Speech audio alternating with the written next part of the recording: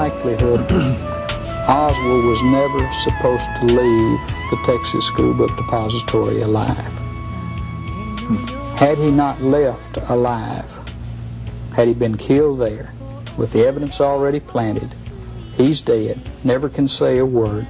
They killed the little commie rat, open and shut case. Also, if you'd go back and ask the policemen right now, which we have done, they'll tell you real quickly that they were told to shut up. And there is no way that a fair investigation could have been in fact conducted by the people that were on the Warren Commission. Yeah. Also his ties with the mob, as apparently if you read David Schein's book, you know, many if not most of our top political leaders have mob contacts. It may even be a situation where the mob has such muscle and influence that you can't really be a top leader without the connections with the mob, or at least a laissez-faire relationship with them. In our previous program on Alternative Views, we described the conspiracy which resulted in the assassination of John F. Kennedy. Now we're going to take a close look at the cover-up, see who was involved, politically, militarily, and in the police establishment. Right now on Alternative Views.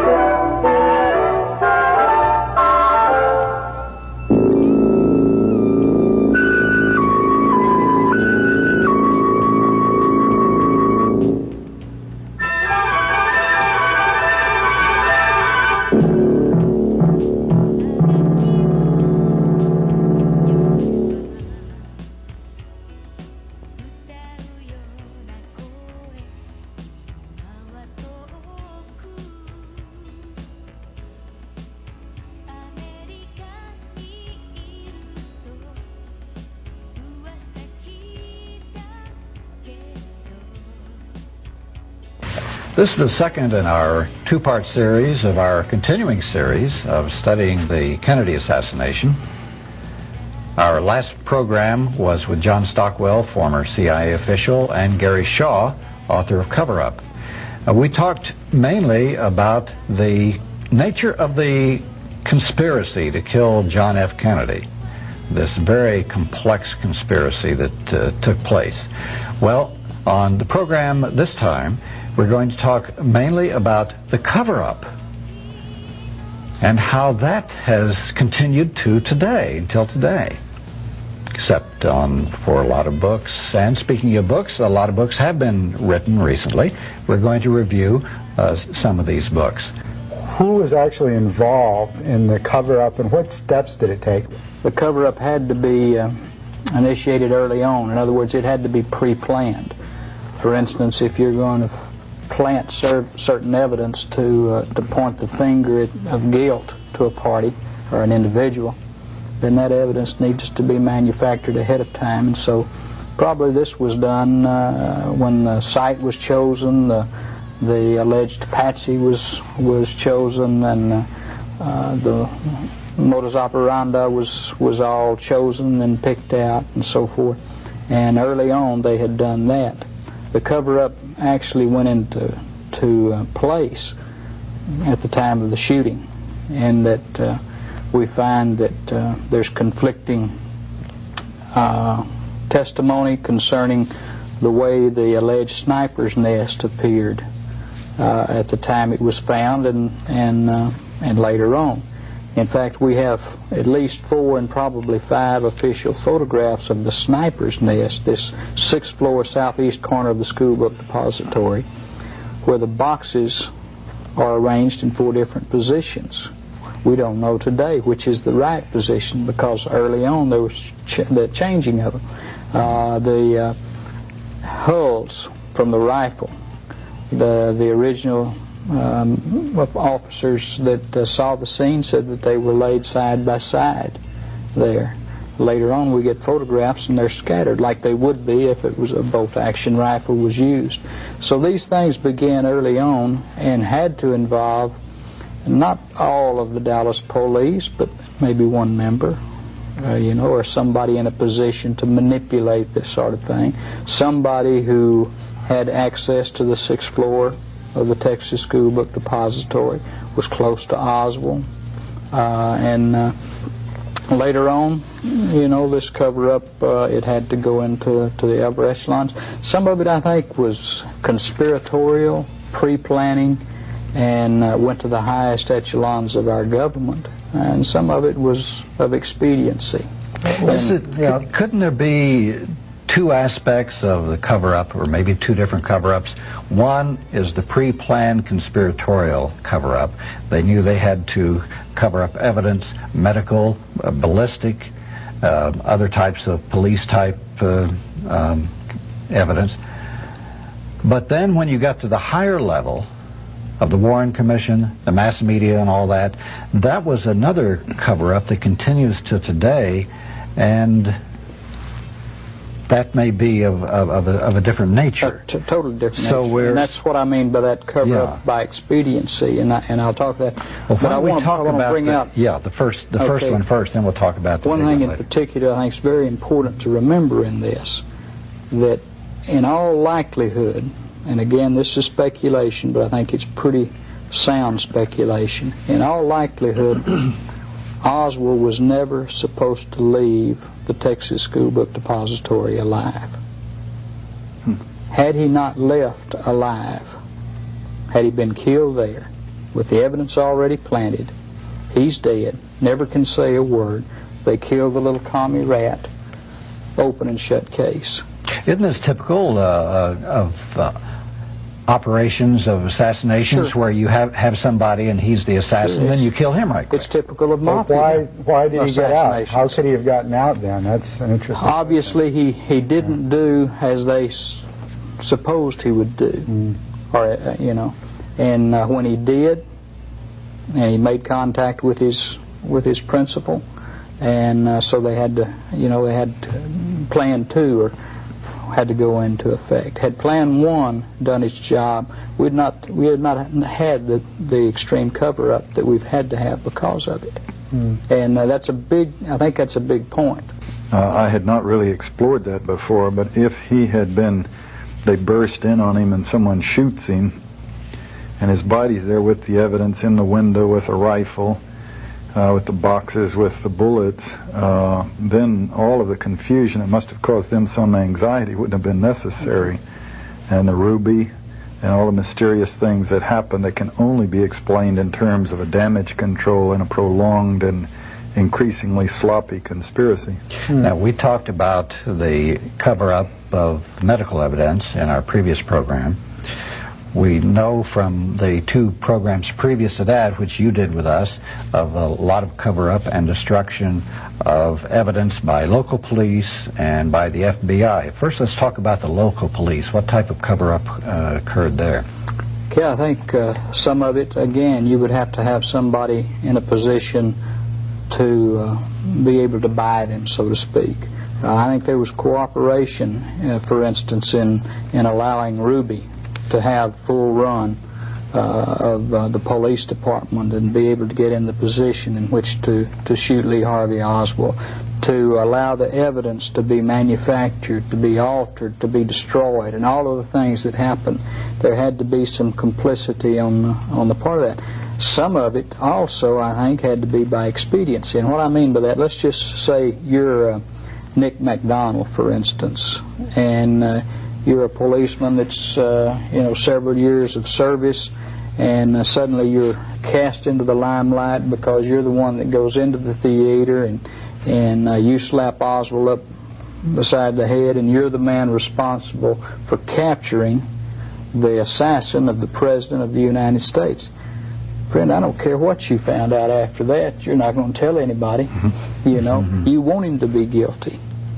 You know, this is your moment in history. And I believe a lot of that took place. Also, if you go back and ask the policemen right now, which we have done, they'll tell you real quickly that they were told to shut up. By whom? by their superiors. And number two, not only were they told to shut up, but the case was taken from the hands of the Dallas police authorities and transferred to the FBI, contrary to all laws of the land at that time. And how soon did the FBI come in to take over? Oh, they took over immediately. By and large, but soon after. And of course, one of the things we pointed out in 1976, and we have this from a firm report, that Captain Will Fritz, who was in charge of homicide and robbery and in charge of the interrogation of Oswald, is in 1975, after the Zapruder film had been shown for the first time on nationwide television, he's eating breakfast with his buddies the next day, and they're talking about it, and he just almost stops in mid-bite, and he says, well, probably all of this is going to come out now. He said, but I'll tell you fellas, this is a group that he always ate with. I'll tell you guys that when the president called me, we were investigating this crime.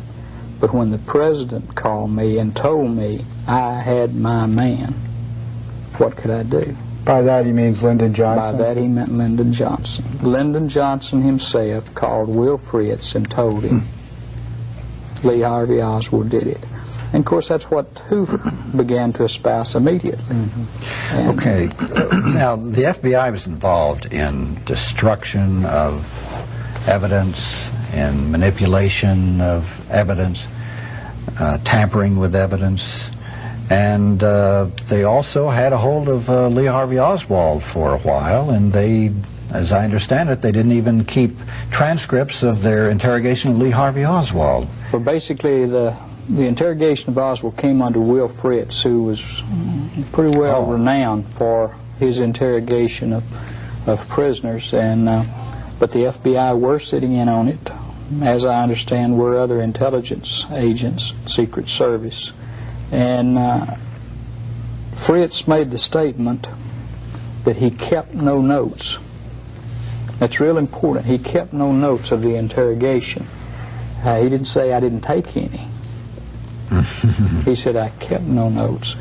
But we've got statements from at least two people, including Oswald himself. When he was asked one time about a certain thing, he says, I've already answered that. It's in your notes. Read it for yourself.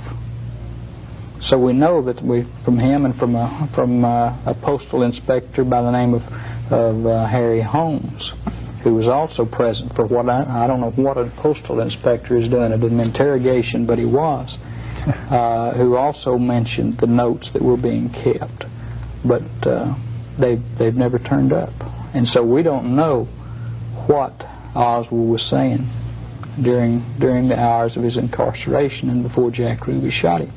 But the Dallas police were not as derelict, I think, in the evidentiary stages as was the Federal Bureau of Investigation, because some of what they did, I find hard to believe even now. Gary, one of the big aspects of the cover-up has to do with this grassy knoll theory. The Zapruder film, many eyewitnesses immediately after the shooting said that they saw and heard smoke and bullets coming from the opposite end of Dealey Plaza from where Oswald was supposedly shooting him. And the Zapruder film saw Kennedy's head go in two directions. How did they cover up this grassy knoll theory? Who was responsible for that? Was that police, FBI, or how did this cover-up take place? Basically, it had to take place in this way. The Warren Commission totally relied on the FBI. Some from the CIA and some from the Secret Service and other intelligence agencies and investigative agencies. But basically what the FBI fed them, that's what they used. So that the FBI, completely, they didn't say that there were no witnesses who said the shots, but there were no reliable reports of shots anywhere other than the 6th floor of the Texas School Book Depository. One of the funny things about that is they publish still frames, frame by frame, of the Zapruder film in the Warren Commission volumes. When they get to frame number 312 and 313, which is the time of the president's fatal headshot, then he takes and reverses those frames afterward. I say he. They are reversed, and they're finally caught. And then they have the tendency, is what you do if you're following them, it has a tendency to completely negate the backward head movement of the president upon being shot. That's in the Warren Commission report. That's in the Warren Commission volumes. I understand And he wrote a letter, of course, when they found it, and said it was just a printing error. All of those frames, and that's the only two that are out of order. So it's this kind of thing all the way through. I thought the FBI had done that. They doctored it up. Well, they were responsible for it. They were responsible. But they also swallowed a lot of other evidence, didn't they? Oh, yeah.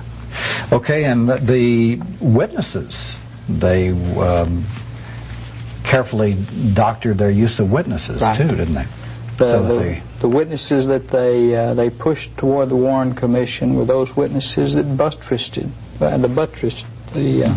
their report.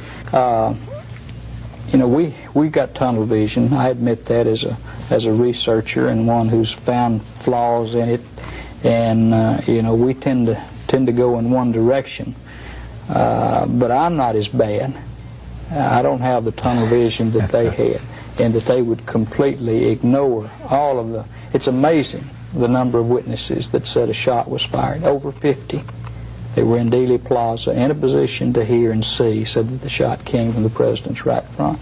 And that kind of thing you can't ignore. Of course, the biggest cover-up right away was the Warren Commission, and that wonderful memo that was sent to them. Let's see, now I always get that mixed up. Was it the press secretary sending it to, or somebody sending it to the press secretary? Can you quote that? I love that. Yeah, it was the Assistant Attorney General. Oh, that's right. Nicholas Katzenbach writing to Mr. Bill Moyers, who was new aide to the new President Lyndon Johnson, and he wrote that, you know, we must, this is a paraphrase, we must say Oswald was the lone assassin, and that we must not let the American people think that he's not. Right. In other words, we must have him right now in the press as convicted, tried and convicted, and no conspiracy exists, whether domestic or foreign. And we must get the evidence together in such a way that there will be no other possibilities, and that this is the only possibility. Well, it's funny. So that means the cover-up was immediate, right up at the top. Now, why somebody had to make this decision that this had to be covered up immediately? Well, at the highest level. I think that had to come from the highest level.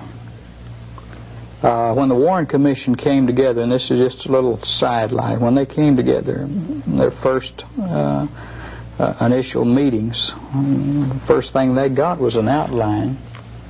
And a part of the outline, now this is before they've done any investigation, is Oswald as the assassin. That's one of the major breakdowns in their outline.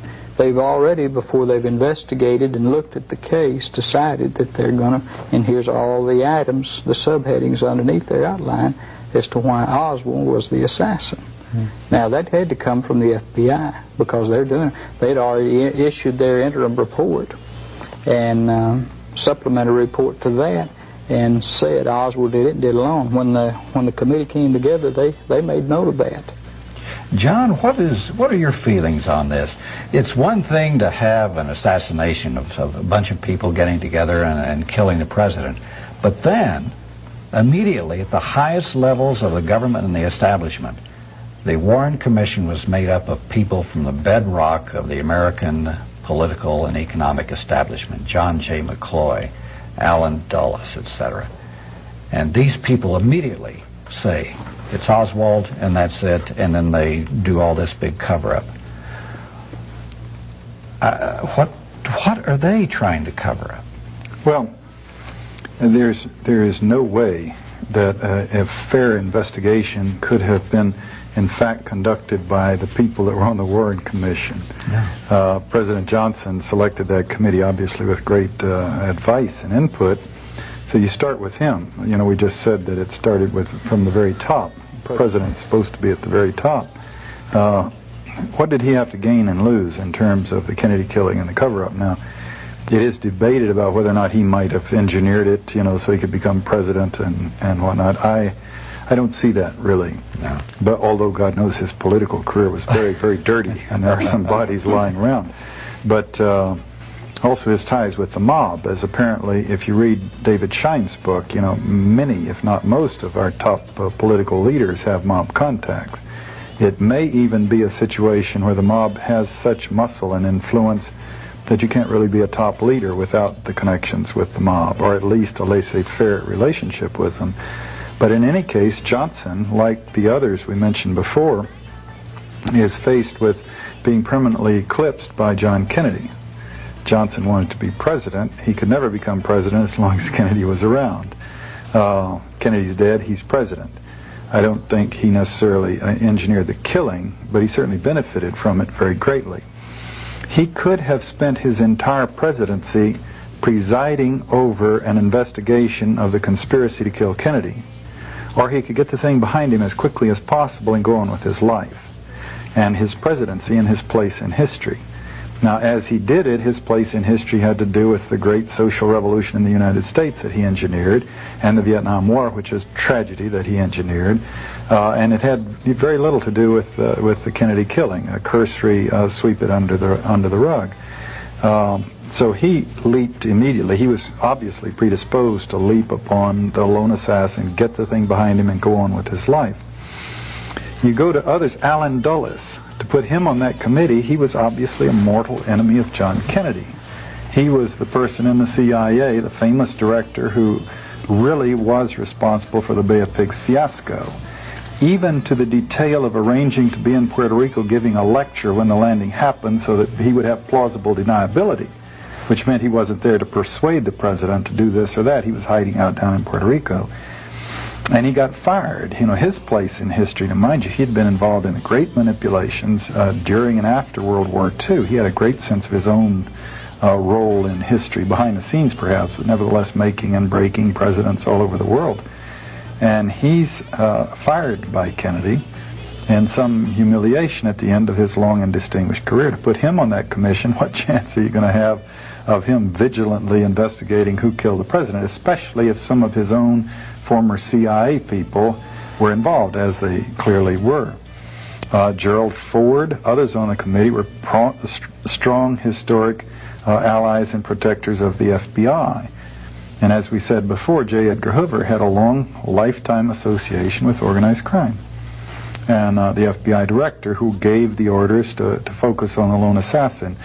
In some ways, if the cover-up seems so crass and flagrant, and yet if you understand the workings of the government, they generally come up with party lines.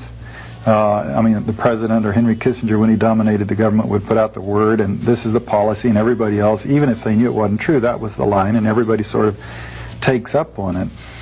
The admirals, the generals that passed the word down in the Bethesda Medical Center and Walter Reed Hospital that, you know, that people better not speak, they wouldn't have to be calling on the phone to the admiral, for example, saying, be sure that the autopsy is done this way and this way and this way to make the cover-up work. They wouldn't present it that way at all. They would be saying, look, we want to make sure that this lone assassin, they've already caught the killer. We want to make sure there are not a lot of wild rumors and people agitating around the nation. And Johnson gave them some useful cover stories. He said, if I investigate this thing vigilantly, we may have to go to war with Russia, implying that the Russians might have done it. So the general is calling down to the admiral, to the people down below, saying, let's keep this thing under control. Let's be mature about it. They've already caught the killer. It's obviously this commie nut, Lee Harvey Oswald.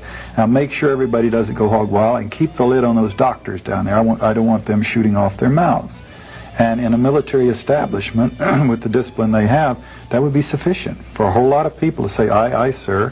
Here's the word, yes, sir. And then, of course, they had to have someone a little more cynical than that to manipulate the photographs. To put hair in places where there wasn't hair before and cover up wounds that, so they literally cut, it's in the high treason book of the head of the president. You can see where they added in effect, a toupee to cover up where where wounds actually existed. This kind of thing, the whole government agreeing, and then the establishment agreeing, the press agreeing. Okay, here's the line, this is the way it is, the president said. The Warren Commission said, and it all falls kind of naturally into place. Except in this case, they've done it hundreds and hundreds of times with lesser things. The necessity of our going into the Vietnam War. That blew up in their faces later on, but it worked for a while, and the nation marched off to war again. They did it very successfully with Ronald Reagan as he was president, trying to make him appear as a wise, benign president when in fact he was mentally defective. He couldn't think straight. But they all agreed that he was the president and it was his policies, and they packaged him and sold him to the country. Well, now there was a massive mass media cover-up in this too. They went right along with it. To this day, the establishment media say you were given the party line of the Warren Commission. Now, how could they have been controlled and fit into this framework? Well, 80% of our news in this country is quoting the president or quoting some figure, quoting the Warren Commission. This is how they maintain power in the hands of the people in power, or the voices, the spokespeople in power. The news is that in giving his speech today, President Bush said such and so. It's not considered to be good form to write, and he was lying through his teeth throughout the whole thing, and everybody was laughing and giggling because it couldn't possibly be true. No, the news story is the president said such and so, and then what he said. And then Senator so-and-so, and the Warren Commission, there was article after article, when the people on the commission itself were speaking out, and they were all saying, and J. Edgar Hoover's statements, and Bill Moyer's statements, and the Assistant Attorney General's statements, and all the others saying it's clearly a lone assassin. So the media is reporting that. Now, obviously, the media, one would dream that the media could take a more aggressive position and put big headlines saying flagrant cover-up afoot, people are lying all over the place. But the rules of journalism that the owners of the media have established are that would be irresponsible journalism. This is where you get into the books, Manufacturing Consent, Chomsky's book on the subject, or Inventing Reality, Michael Parenti's book on the subject, how they make believe and then make the nation believe they're make believe. It's irresponsible journalism for the newspapers to take the lead and say what happened. They believe their role, or they maintain that their role, is to announce or to repeat to the public what the leaders say happened. On the editorial page, they obviously could do a better job. They would defend themselves, I'm quite sure, by saying, oh, we ran lots of articles about other theories and other possibilities. And we ran lots of op-ed pieces expressing doubt about this, that, and the other. And they go back and show you the articles. But it still doesn't carry weight until you get some front page story saying Senator so-and-so says this is a flagrant cover-up, Kennedy was killed, sloppy investigation, massive cover-up afoot, and the media didn't see its responsibility to do that. It saw its responsibility to participate in the cover story. There's another aspect of this too, that from my studies, if you look to see who the media moguls were at this time, and who the top people in the American power structure, like the head of Chase Manhattan Bank, the head of Ford Foundation, the head of the CIA, you find that they are all interlocked with each other. They're involved in organizations such as the Council on Foreign Relations, the Bilderbergers. They are in a lot of the same elite social clubs. The head of the Time Life was a man who was a very important person at the top of the American power structures, C.D. Jackson. So it'd be very easy for these people to see each other informally or call each other up, knowing each other and their attitudes on keeping control of the government and the economic system. It would be very easy for them to coordinate, say, hey, we got to do this, and then they would just take it from there. Wayne Smith, who's a distinguished professor at Johns Hopkins, was formerly the State Department's representative in Cuba and resigned in '82 in protest of Reagan's policies.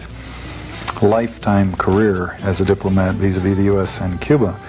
And not long ago, during the summer, when I was reading some of these books, we were talking on the phone. He said that their feeling back then, at the time of the killing, was that the nation was simply not ready for the awful truth, that the fabric of society couldn't tolerate it, couldn't accept it.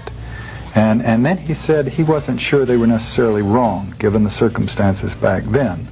Although his position is that now enough time has gone by that we should investigate. He would like to see a full, honest investigation at the present time.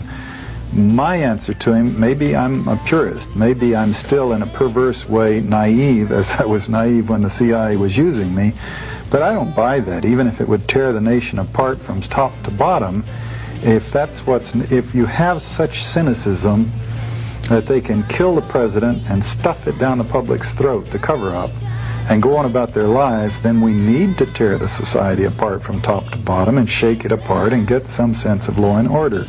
What reality of order can there be in a society that is that cynical?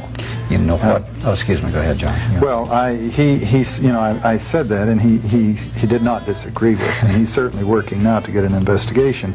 But if someone like him would clearly understand their thinking back then, well, it's truly gruesome, but the nation just wouldn't be ready to deal with a cover-up that kills our president. Better to pull together and keep, nationalism going and everything. Wow. I think every time I see the big dogs say something like that, I saw it during Watergate, etc. Oh, it'll tear this country apart if we have an investigation on. What they're really saying is that the American people would find out too much about how the American political and economic system really work and who controls it and how and who benefits. And if this window were to open up and people were to see the way things really would happen, they would be quite angry. So in the Kennedy case, they would see how the CIA was operating, as Lyndon Johnson later said, a damn murder incorporated in Latin America. They would see the relationships between the establishment people and the mob and organized crime and drugs, and they would see all of these unsavory things which the American people are not aware of. And if there were a true investigation of this, these things would come out, and they might lose control. If there had been a true investigation of the Kennedy killing, George Bush's policies today would be different, if he would be in office, in fact. His double-sided cover story about a war on drugs, while his own personal and his own staff's involvement with major drug dealers, he of course blithely ignores, and the major media blithely ignores, even though they have previously published these things. They've now agreed it's okay.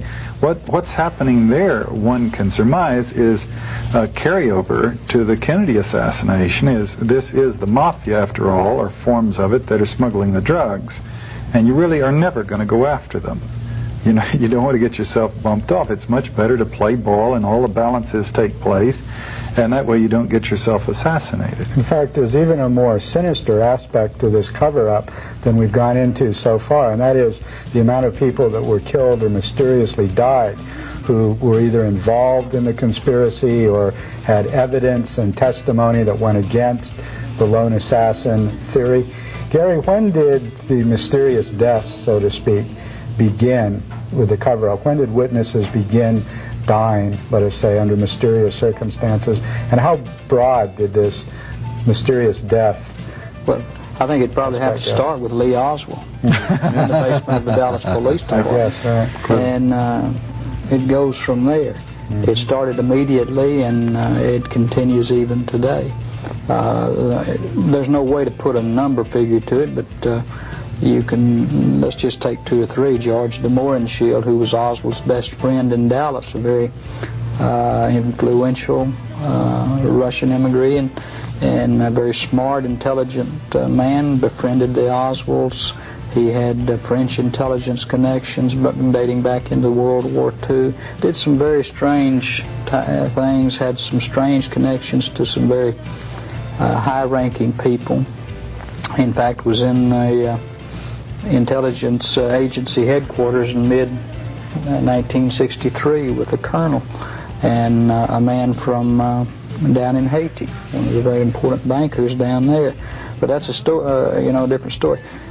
3 hours before he was to talk to a Senate investigator looking into the Kennedy assassination. He had already made contact with him, set up the apartment. He takes a shotgun, puts it in his mouth, and blows his brains out. That's what we're told, and I'm supposing that that's what happened. But the key is it was because of the Kennedy assassination. Sam Giancana was one of these with Operation Mongoose, one of the organized crime figures who had already was telling the Senate and was being called before them one more time. And late in the night, he is shot in the basement of his home as he's fixing a breakfast, obviously for himself and whoever this friend, quote unquote, is that's there with him, who shoots him once in the back and then, I understand, shoots him 7 times in the mouth as he lays there dying, meaning just to make his point. Giancana's associate in this Operation Mongoose, which was the Castro assassination attempts, was a fellow by the name of John Roselli. You people have heard this story, but it's very important. He's been talking about all of the things surrounding the Castro attempts and the John Kennedy assassination, and suddenly he ends up floating up out of Key Biscayne, Florida, in a 55-gallon drum. He's been cut to pieces and stuffed into it and left there for dead. This goes on and on and on. There are eyewitnesses in Dealey Plaza, to Ruby associates and friends, to organized crime figures, to high CIA people. How many? Oh, I have no idea. It's it's been calculated by some to be in the 40s and 50s, and by some on up in past 100. I don't think you can actually say. The High Treason book is one of the better recent books. Let's talk about some of these recent books. Yeah, this would definitely be useful. This book, High Treason, by Robert Groden, Harrison Livingston, they list 49 people as I counted. They don't have them numbered, but I went down and numbered. If I didn't miss one, it was 49 by name, explaining what their association with the killing, what they knew, and the timing of their killing. And then they mention a couple places of 7 here and 7 there that also were killed without naming them. These 49 killings, as they describe them, they're imaginative, all kinds of deaths, some of them apparently suicide, some of them improbable suicides, car crashes, shootings, bludgeonings, you name it. They could be done by anyone. I see a lot of mob involvement, but this is frankly because I know so much about the Jack Ruby's involvement in the killing and other mob figures in and around the killing. And so you know the mob was there, and then you think of these things, yeah, that sounds like the mob might very well have done that. If it had been a killing in a situation where there was no possible mob involvement, I would not have felt uncomfortable in believing that these were engineered by people like the CIA's OP Mongoose people or people working out of the Pentagon. There's nothing special about them. It's just different ways you can knock people off, trying to keep it, well, I say trying to keep it from being too flagrant, but lots of them are very flagrant. Getting onto these books, we've got so many and such good ones coming out now, and it makes it, in 1980, reading Anthony Summers' book, clearly you could only conclude from that that there was a conspiracy. What was the name of that book? Conspiracy. Oh, yeah. Okay. His book, Conspiracy. And but he pulls his punches, sort of, or he pulls up at the end. He won't deal with the killed witnesses, and he won't deal really with projecting as to who might have done the conspiracy, who was responsible for it, and under what circumstances. Now, there were some books out then. Gary's book, Cover Up, did deal with, who might have done it, with the conspiracy. And the conspiracy and the killing and the cover-up. We had a kind of a dearth for a while. Books coming out. There have been lots of books on the assassination, I'm sure, but major books coming out. Recently, we've had several come out that really bring a lot of this together in great detail. And just to mention these for the benefit of the viewers, there's the book Best Evidence by David Lifton. And this one doesn't reach any conclusions, but it just goes meticulously over the evidence, showing all the discrepancies in the Warren Commission's presentation of things. Very powerful without leading you anywhere in the picture. This book, Reasonable Doubt by Hurt, you can show it to the camera. The first half of this book I found to be just absolutely excellent, as he presents the evidence in Dallas around the killing that could not fit a lone assassin theory. The second half of the book, I felt like it drifts into things that are much less specific, a little harder to follow, and thereby less convincing. Just in the last year, we have two books that have come out that are really quite fascinating, a little bit of unfortunate controversy around them, but even that may stimulate interest and make it worthwhile. But you have David Schein's book, which presents a strong case. This is Contract on America, and it sold zillions of copies, fortunately. Zebra Press, published last year, where he focuses on the extent of the mob's involvement in the killing, but also with top U.S. political leaders. This is an excellent book to get a vision of how much an influence and how vigorous and how energetic the mob is and was in that killing. Unfortunately, it's a weakness in his book, I think. He just doesn't deal with the CIA's presence very much in the killing. Now, we've corresponded with him since then, and it is not that he believes the CIA was not present. He does, but he was just investigating the mob's, involvement in it, and perhaps a better choice of wording, he might have said that. He might have come out and said, the CIA was also involved, but I focused on the mob, and the mob overlaps into the CIA.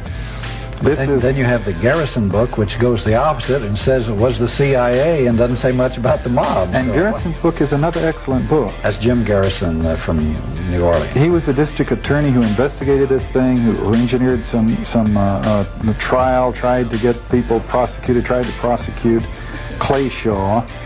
Himself was put on trial, and both of those trials were futile. The people were not convicted, he or Shaw.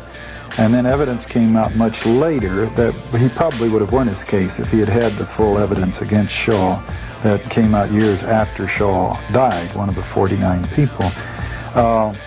Unfortunately, the controversy that surrounds Garrison is he was flailed by the major media, and lots of stories were circulated that he was associated with the mob. He was a district attorney in New Orleans where the mob ran things and had Marcello had so much energy and control.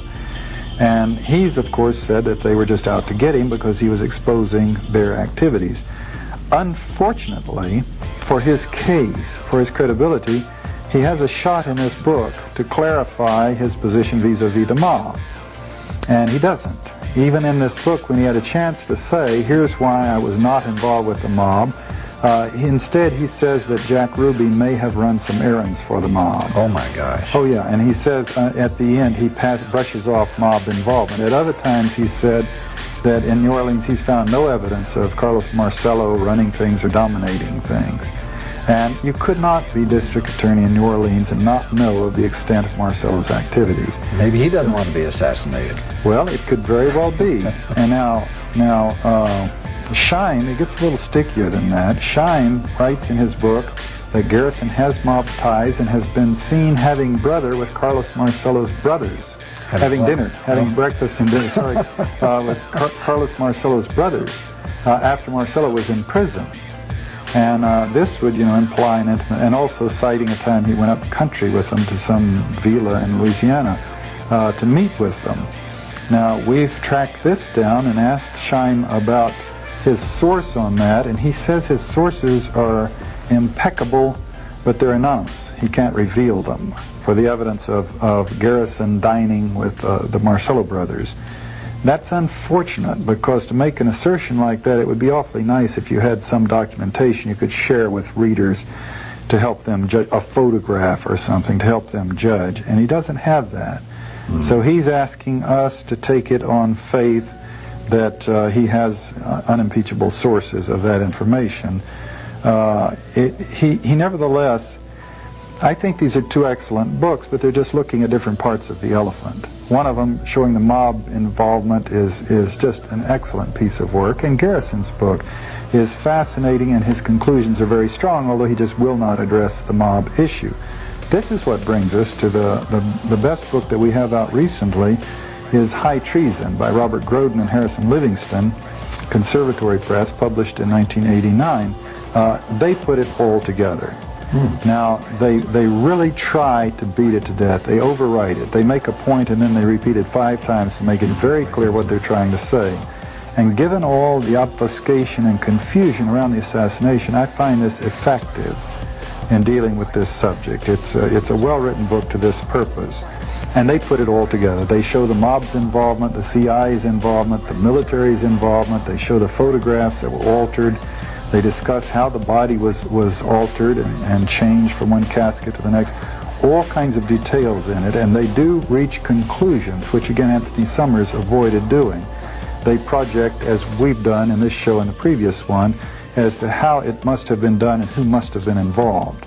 And they conclude, as we have, that the CIA engineered the killing itself, the ambush, and the cover-up was the result of a broad conspiracy, if you will, cooperation between the FBI and the military and the CIA and the Warren Commission and the White House. They tend to, if you'll permit me, they tend to gild the Kennedys in a way that I would not do. They really idolize them and attribute to them no evil and no remarkable weaknesses. And what role do they attribute to the mob in there? You didn't mention that analysis in the High Treason book. It deals with the CIA's involvement and with the mob's involvement and shows the relationship between the two. And did they get that right? Because no one previously had explored the way that... Did they also go into the Operation Mongoose story? Yeah, they go into it, although, yeah, they go into it convincingly. They could go into greater detail, they could explore it further, but they go into it, and it's a very convincing book. And what do you think? There's another book that ought to be mentioned, and that's John Davis's book called Mafia Kingfish, and it concerns Carlos Marcello, the New Orleans mafia chieftain, and takes the same position as Shine to some extent, but more detail, more evidence, and very convincing in that area. High Treason, Robert Groden, it ought to be made known, he is the same Robert Groden that did all of the fine work on the Abraham Zapruder film, the original optically enhanced, and had the intestinal fortitude to get on the Geraldo Rivera show and show it on national television under threat of lawsuit and everything else you can think of, and showed it to the American people, and was a great boost to the American public's awareness of what was going on here. To what extent does it correspond with your own research? I would point out a different take on this. No, I would point out that he brings out some new evidence in it.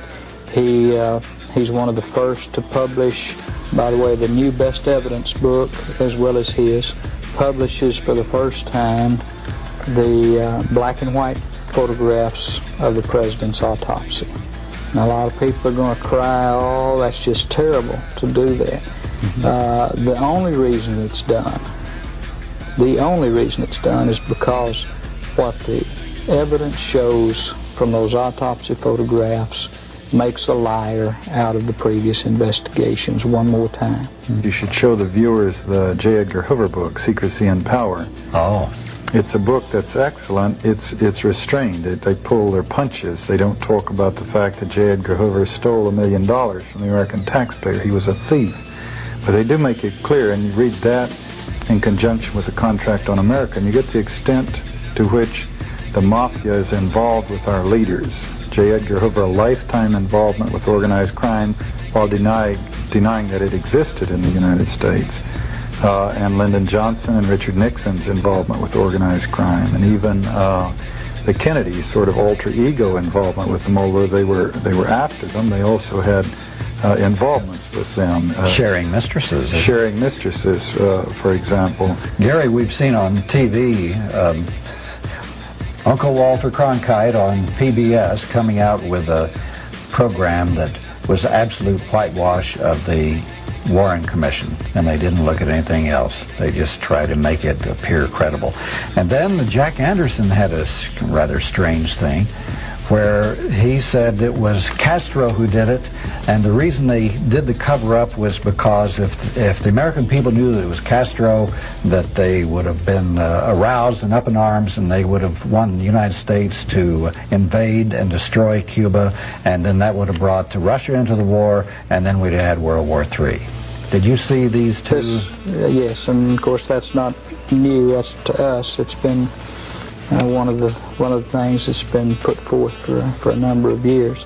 I reject it just for the simple fact that number one, I don't think we were anywhere near that, and there could never have been a time that I think that Castro would have felt comfortable in killing the President of the United States.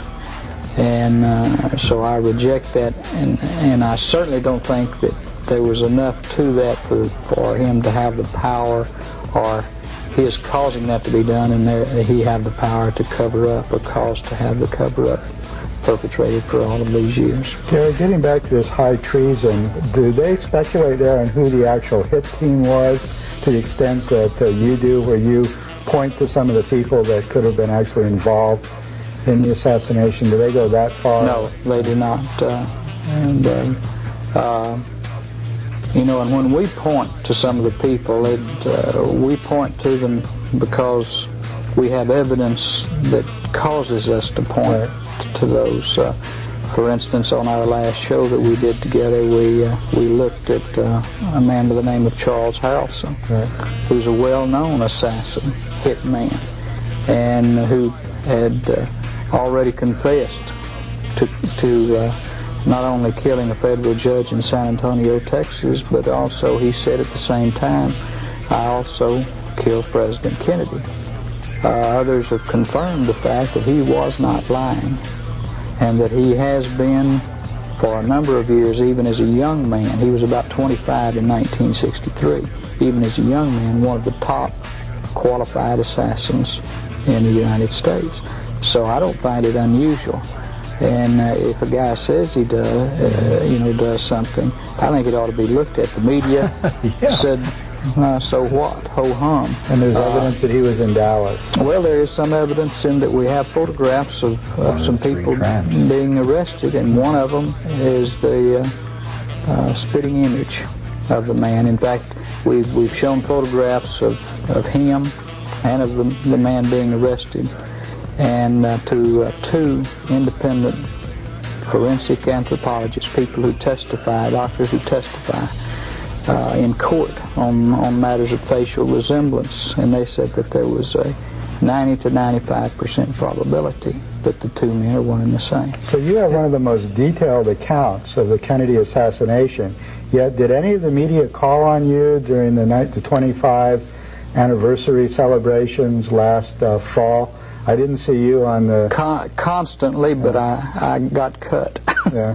So you were actually interviewed. I got the cutting room floor most of the time. In the about 3.5 minutes we have left, it's not much time to make a conclusion, but the satirist Paul Krasner said, we saw him say that, well, we've had all these political assassinations, and the survivors now say they have a mandate. But Kennedy, of course, wasn't the last political assassination. You had Karen Silkwood, you had RFK, Bobby Kennedy, you had attempted to kill George Wallace, and Martin Luther King was assassinated. So it appears that political assassination has been alive and well in the United States, and apparently the people saw that they could get away with this, and either this group that did this conspiracy or other people say, hey, it works and we can get away with it. Why not do it? Gary, do you see this Kennedy assassination as a coup d'etat? As one of the books on the subject indicates, it was an attempt by a small group of people literally to seize power because they weren't in agreement with the direction that Kennedy was moving. I definitely do, and I think you can look at history and it'll bear that out.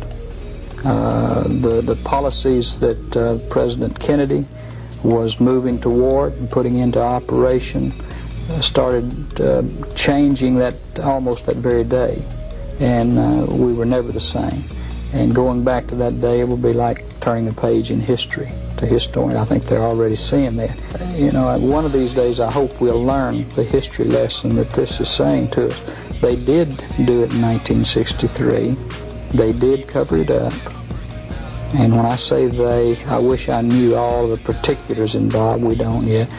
And but they have continued to sell it to us until the people today say, what's the use?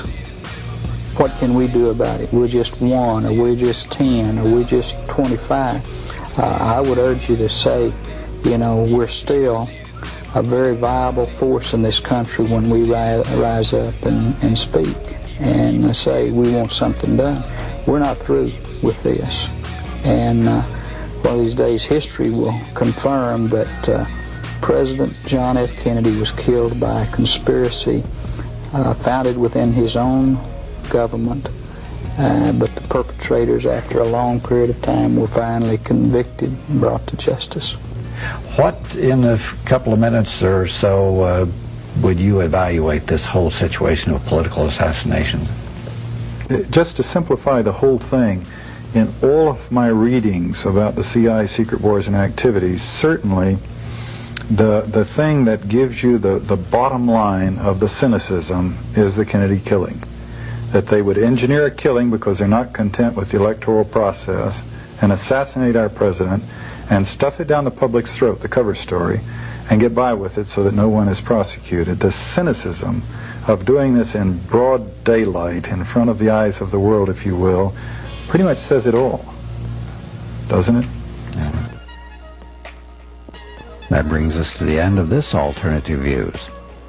Gary Shaw has established the JFK Assassination Information Center in Dallas. It's a repository of a lot of information concerning the assassinations available to the public. It has films, newsreels, audio and visual tapes, artifacts, government documents, books, and publications that are available to you in the center's files. It's a 3,000 square foot area which includes a public exhibit where evidence and information concerning the assassinations are on display. You can also see a 20-minute film of the assassination and its controversies.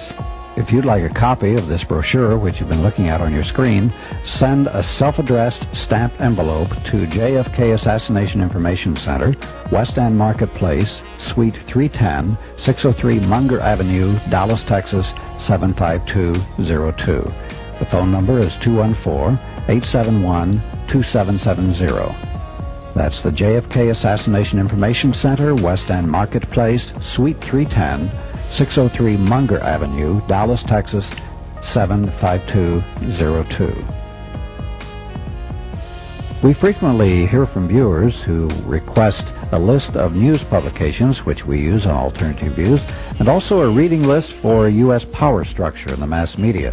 If you would like to have these, send a stamped, self-addressed envelope to the Alternative Information Network, P.O. Box 7279, Austin, Texas, 78713. You must send a self-addressed stamped envelope because we just can't afford the postage. We don't only get about $3,000 to $5,000 a year to run this program. Alternative Views is a production of the Alternative Information Network, P.O. Box 7279, Austin, Texas, 78713. Bye. Always innovative.